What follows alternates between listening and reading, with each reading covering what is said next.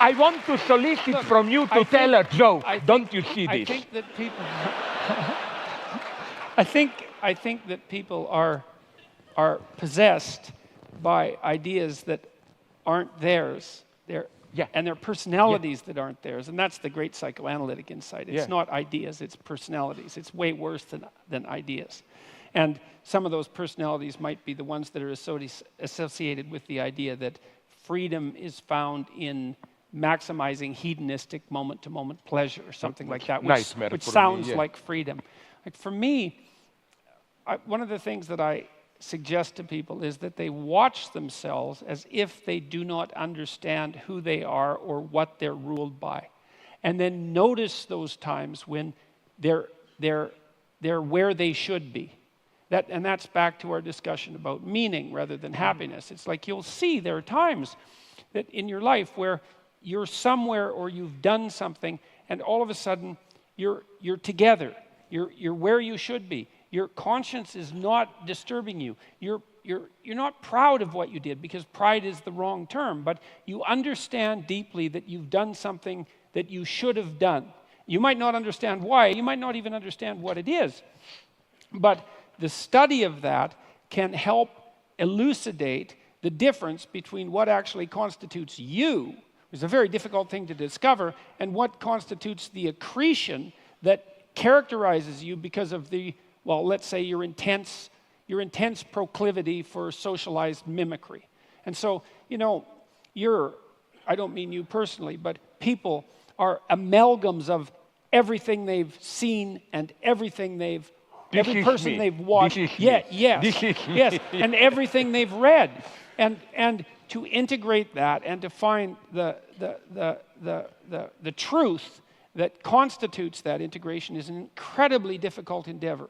And one of the reasons why in 12 Rules for Life, for example, I suggested that people try to tell the truth or at least don't lie is because one of the ways, apart from pursuing what appears to you to be meaningful, one of the ways of escaping from that possession by the kind of ideology that you're describing, which is it's like an unconscious of unidentified axioms. It's something like that. Even though they take personified form, they're like personalities, is to stop saying things you know not to be true.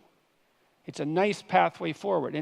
The original rule was tell the truth. And I thought, no, that's not any good, because you're so biased and limited and ignorant and possessed that you don't know what the truth is. And so you can't be asked to tell it. But everyone does have the experience of being about to say or do something that they know by their own, they know as deeply as they can know anything about themselves, that utterance or action is wrong, and they still do it. Now, my suggestion is, try to stop doing that. And one of the consequences, well, you can try in small ways, like you might not be able to manage it in big ways, but now and then, you're tempted to do something that you know to be wrong, and you could not do it. And if you practice that, you get better and better at not doing it, and that means you lie less, and you take the easy route out less, and you pursue hedonic pleasures that cost you in the future less. You start to straighten yourself out. You take the beam out of your eye. That's essentially what you're doing.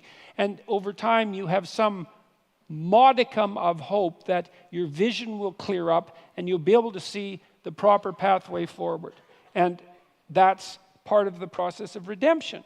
And it seems to me to be in your grasp. You're capable of doing that. You have a conscience. It does inform you from time to time correctly about the difference between good and evil, the consequence, the knowledge, the consequence of the fall that you described, which I think you described in very eloquent terms, and that you can slowly make your way back to the straight and narrow path that's characterized by maximal meaning, but also, see, this instinct of meaning is a sophisticated one. It's not that I'm making a case for the individual, like Ayn Rand makes a case for the individual.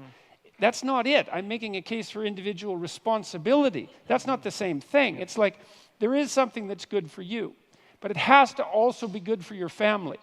If it's just good for you, that's not good enough. And if it's good for you and your family and it's not good for society, then that's not good enough either. And so the responsibility is to find a pathway that balances these things in a harmonious manner. It's like I got a lot of this thinking from Jean Piaget and his idea of equilibrated states, right? Is you're attempting to find something like a game that everyone is willing to play that can be played in an iterative manner and not degenerate. Well, hopefully actually ascend, if that's possible, hopefully become a better and better game across time. And I do believe that you can do that. I do believe that you can do that if you're guided by truth, and I do believe that the pathway to that is the phenomenology of meaning. And then the secondary consequence of that is, if you do that, now and then you might be happy. And then you should be profoundly grateful, because happiness, as we already agreed upon, is something like a grace. Just what? Basically, sorry.